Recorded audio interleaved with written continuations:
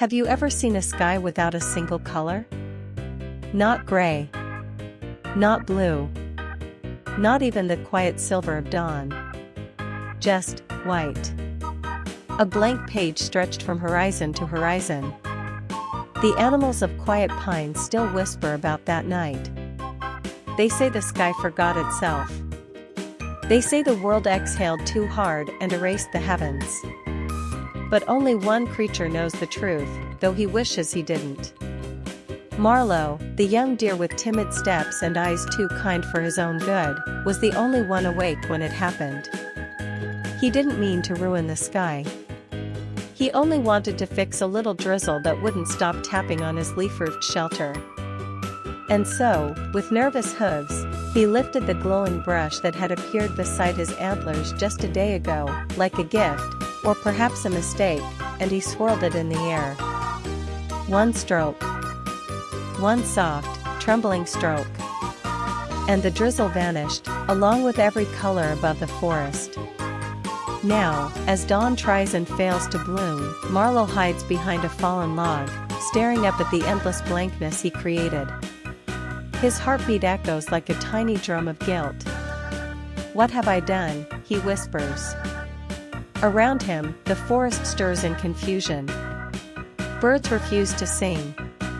Shadows do not dare to fall. Even the wind moves carefully, as if afraid of touching the empty sky. Marlow knows he can't run forever.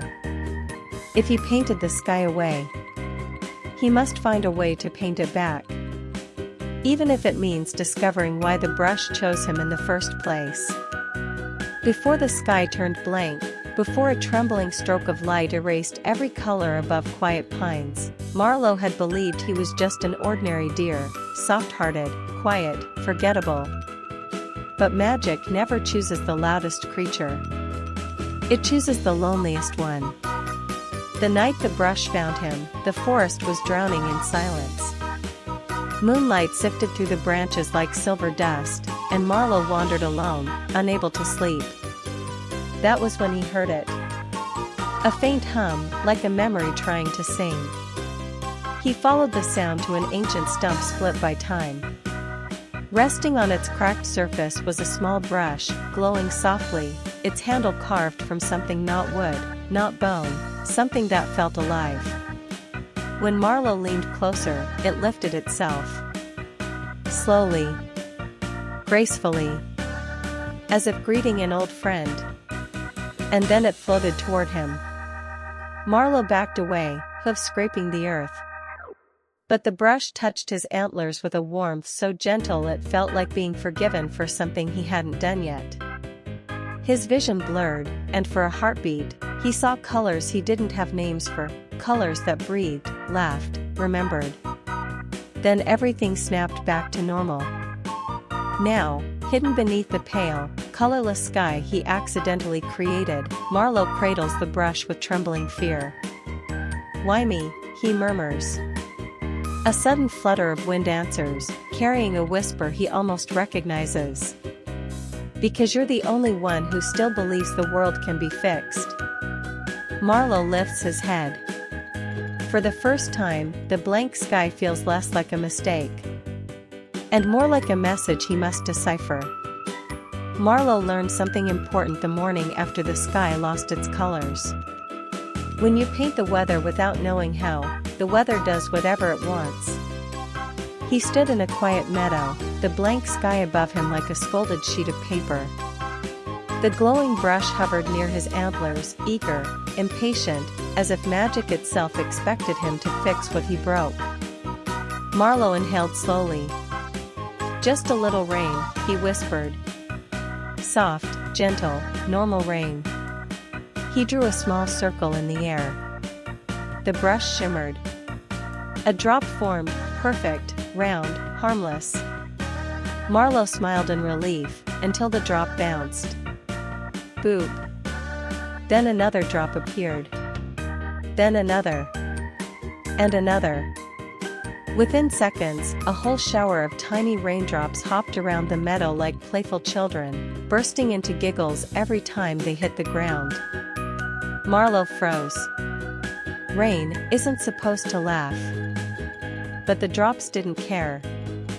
They sprang onto flowers, splashed against rocks, rolled down his fur, chuckling like mischievous sprites. The meadow echoed with watery laughter. At first, Marlow panicked. If the forest saw this, they'd never trust the sky again. But then, against his will, he felt his mouth curve. The sound was ridiculous. Innocent. Joyful. Something he hadn't felt in a long time. The brush glowed brighter, responding to his amusement. But joy never stays long in quiet pines. A shadow crept along the meadow's edge, silent, deliberate. Someone had been watching. Someone who wasn't afraid of the laughing rain. Marlow's heart tightened.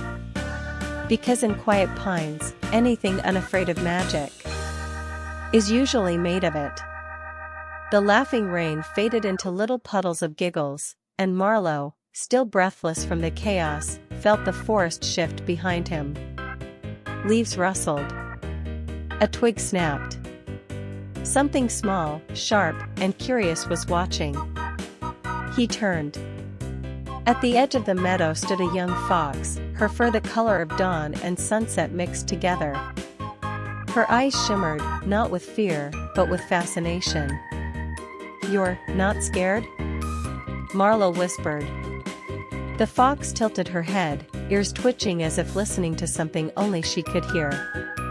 Then she stepped forward, paws silent against the damp grass. "The colors," she murmured. Marlow flinched. Foxes weren't supposed to talk. But she continued anyway, voice soft like wind brushing through reeds. They laughed. "I heard them." "You heard the rain laughing?" "No," she said, sitting neatly before him. "I heard the color of it. Not the sound." Marlow blinked, utterly confused. Before he could ask another question, the sky above them trembled. A distant rumble, low, hungry, rolled across the blank heavens. The fox's eyes narrowed. "The storm is waking." "What storm?" Marlow asked, chest tightening. "The one that doesn't fall from clouds," she said. "The one that follows the brush." A chill slithered down Marlow's spine. Who are you?" She smiled, small and sly. "My name is Lyra. And I can hear things that shouldn't have voices." Another rumble cracked the sky. Lyra's gaze grew serious. "If you want to survive what's coming, dear, you'll need a friend who can hear danger before it speaks." And Marlow realized something terrifying. The storm wasn't just coming. It had been looking for him. Storms are supposed to roll in from faraway places. Born from clouds, carried by wind, shaped by the moods of the sky. But the storm that came for Marlow did not come from above. It rose from the ground. Lyra sensed it first. Her ears lifted, her tail stiffened, and her eyes glowed with a warning Marlow didn't yet understand. "Don't move," she whispered. The meadow went unnaturally still. Even the playful puddles from the laughing rain fell silent, as if they suddenly remembered they were made of water, not joy. Then, in the center of the field, the earth split with a soft, deliberate tear. Like a quill drawing a line across parchment. A streak of dark ink seeped upward, swirling, twisting, forming shapes that were not shapes, faces that were not faces. A storm, drawing itself into existence, stroke by unnerving stroke. Marlow stumbled backward. "What is that?" Lyra's voice was barely a breath. "The echo storm. A weather spirit that hunts the painter, not the sky." The brush at Marlow's antlers pulsed violently, as if trying to flee. The storm reacted instantly, its inky tendrils reaching toward him, hungry, possessive. "It wants the brush," Lyra hissed. "It wants to paint the world its own way." The storm lunged. Without thinking, Marlow lifted the glowing brush. A burst of light erupted, gold, soft, trembling, and the storm recoiled with a furious hiss. But it wasn't defeated. It circled them, tightening the ring, sketching jagged lines of shadow in the air. Lyra pressed close to Marlow. "You can't outrun this one," she said. "You'll have to outpaint it." And for the first time, Marlow understood. Magic wasn't choosing him. It was testing him. The echo storm didn't chase them that night. It followed them, quiet as a stalking memory, patient as a shadow that knows it will eventually be needed. By dawn, Marlow and Lyra had taken shelter beneath a cluster of old pines. The blank sky above them was unsettlingly still, like a great eye refusing to blink. Lyra paced in tight circles. It won't stop. Not until it understands why the brush woke again. Marlow lowered his head, guilt pulling at his chest. "I shouldn't have touched it." "No," she corrected gently, "you were meant to." The sky wouldn't have broken for just any creature. A gust of wind swept through the branches, yet no leaves moved. Instead, the sky flickered. Once. Twice. Like a lantern struggling to reignite after years in the dark. Marlow frowned. "Did you see that?" Lyra looked up, listening with her strange gift. Her eyes widened. "The sky is speaking." "Speaking?" Marlow whispered. "Not with sound. With memory." She led him to a hill overlooking the valley. When Marlow lifted the glowing brush, the air shimmered. And for a heartbeat, the blank sky cracked open, revealing a hidden scar stretching across the heavens, faint but ancient. A wound. Marlow staggered. "Something hurt the sky long before I did." Lyra nodded, fur bristling. "Someone tried to erase a piece of it. Someone powerful." The scar pulsed with a tired sorrow, and Marlow felt it. A quiet plea. "Restore me." Before he could breathe, the echo storm roared in the distance, awakened by the sky's shudder. Lyra's voice trembled. "Marlow, the storm isn't hunting you. It's hunting the truth you just uncovered." And suddenly, the empty sky didn't feel empty at all. It felt afraid. Most creatures believed the colors of the sky had been stolen. But Marlow learned the truth on a morning so silent that even the wind refused to wake. The colors had run away. They hadn't been ripped out or erased. They had escaped, terrified, scattered, hiding in places untouched by storms or memories. Lyra sensed it first. Her ears twitched, her gaze darting toward the tree line. "They aren't gone," she whispered. "I can hear them. They're humming, like frightened birds." Marlow felt his heart thud. Why would colors run? Lyra hesitated. Because something tried to trap them once. Something older than the echo storm. A tremor rippled across the blank sky, confirming her words. The scar they discovered in episode 6 pulsed again, brighter, more urgent, as if trying to remind the world of its own forgotten wound. Suddenly, a faint shimmer danced across Marlow's hooves. A single streak of blue, gentle, trembling, slid across the grass like a homesick spirit. Marlow crouched low, the brush glowing in response. "It's scared," he murmured. Blue shivered. When the echo storm growled from somewhere in the valley, the color recoiled and bolted away, vanishing into the forest like a frightened animal. Marlow rose slowly, breath unsteady. "They're alive," he said. "Colors are alive." Lyra nodded. "And if they keep running, the sky will never heal." Another distant rumble. The echo storm was closing in, drawn to the color's escape trail like a hunter tracking prey. Lyra swallowed hard. "Marlow, we aren't just trying to fix the sky anymore. We're trying to bring its heart back home. And somewhere deep in quiet pines, every hidden color began to tremble. There are places in quiet pines where no paw has stepped, no feather has drifted, no shadow has dared to rest. Places so old the forest pretends they don't exist. That was where the colors fled. Lyra led Marlow through crooked roots and fog that tasted like forgotten dreams. The brush at his antlers pulsed faintly, sensing something ahead, a quiet thrum, like dozens of tiny heartbeats layered over one another. Marlow whispered, "Is this where they're hiding?" Lyra nodded. "Where they sleep." "Colors don't die, Marlow. They retreat." The fog parted. Before them lay a cavern shaped from moonlit stone, its entrance glowing softly as if breathing. Inside, streaks of faint light curled through the air, reds curled like shy embers, greens rippled like sleepy tides, golds twinkled like drowsy fireflies. The nest of sleeping colors. Marlow stepped forward, careful and reverent. As he entered, the colors stirred, brushing against him like timid animals. Red warmed his cheek.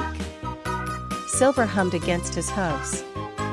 Blue, still frightened from earlier, hid behind a stone.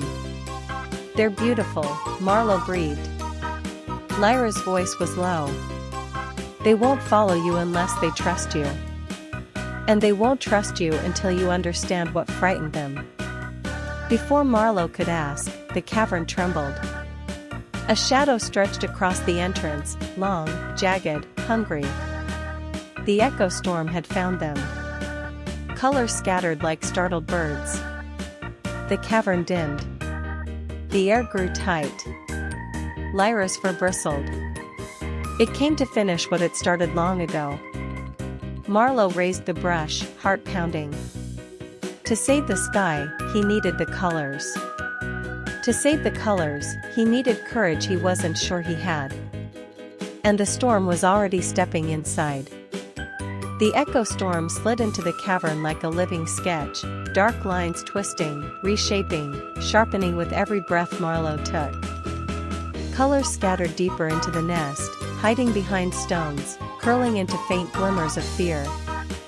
Lyra stepped in front of Marlow, her tail low, her voice a warning growl. "You can't let it near the brush. If it takes control, it won't just paint the sky, it'll rewrite the world." The storm lunged. Instinct, not bravery, pulled Marlow forward.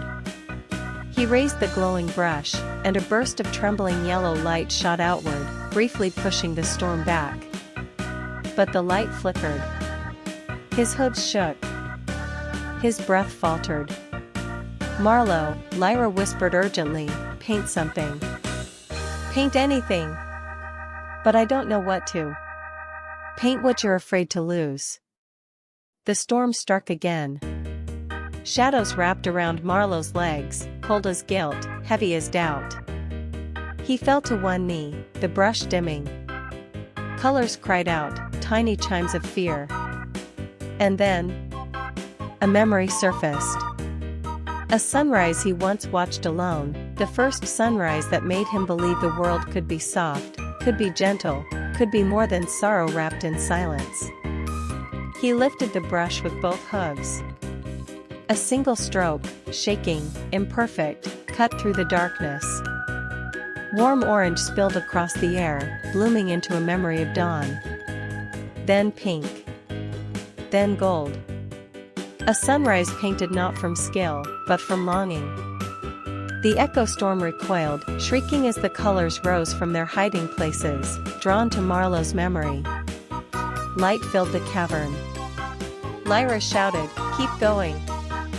Don't let the storm rewrite your past." And Marlow realized something powerful. He didn't need to be the strongest painter. He just needed to remember why the sky mattered. The cavern trembled under the weight of Marlow's rising light. His painted sunrise, fragile, trembling, heartbreakingly sincere, spread across the stone walls like a memory the world had almost forgotten. Colors rushed back toward him, no longer afraid. The echo storm thrashed, its inky tendrils curling and recoiling as each hue awakened. Red flared with courage. Blue hummed with calm. Gold shimmered with hope. Even the timid silver sparkled against the storm's shadows. Lyra stood beside Marlow, her fur glowing in the blooming colors. "You're doing it," she whispered. "You're teaching the sky how to feel again." Marlow didn't feel brave. He felt vulnerable, exposed, painting with his heart wide open. But maybe that was the magic all along. The echo storm surged one final time, desperate, furious, clawing at the brush. Marlow lifted it high, eyes stinging with fear and wonder. And then he painted a final stroke. Not of dawn. Not of rain. But of forgiveness, a soft blend of blue and white that wrapped around the storm like a gentle embrace. The storm froze. Shuddered. Then unraveled, dissolving into harmless wisps of ink that drifted toward the cavern's ceiling before fading into nothing. Silence fell. One by one, the colors drifted upward, swirling around Marlow in a slow, grateful dance. They pressed against him, warm and affectionate, like creatures returning home after years of wandering. When Marlow stepped outside, the sky was waiting, blank, but hopeful. He lifted the brush. And for the first time, he painted not with fear, but with love. The sky bloomed in breathtaking hues, soft golds, serene blues, shy pinks, laughing greens, each color returning to its rightful place. Lyra smiled. "You didn't just fix the sky, Marlow. You taught it how to breathe again."